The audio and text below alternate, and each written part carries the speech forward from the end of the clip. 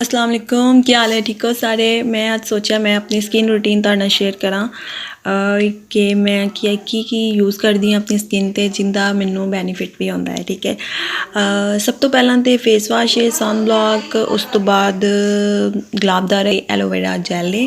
Aloe vera gel जिहड़ी है वो तुसी यूज़ करनी है फ्रैश, क्योंकि दूसरी जिहड़ी है बाज़ारी एलोवेरा जैल होंदी है ना, वो उहदे विच कैमिकल होंदे ने जिहड़ी साडी स्किन वास्ते बिल्कुल भी सूट नहीं करदी साडी स्किन ते।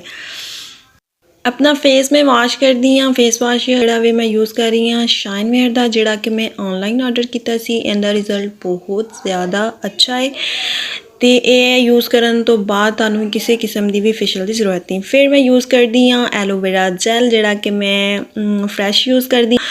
उस तो बाद मैं अपने फेस ते लगांदी हाँ गुलाब दा अरक, जिहड़ा कि साडी स्किन ते ग्लो लैके आंदा है।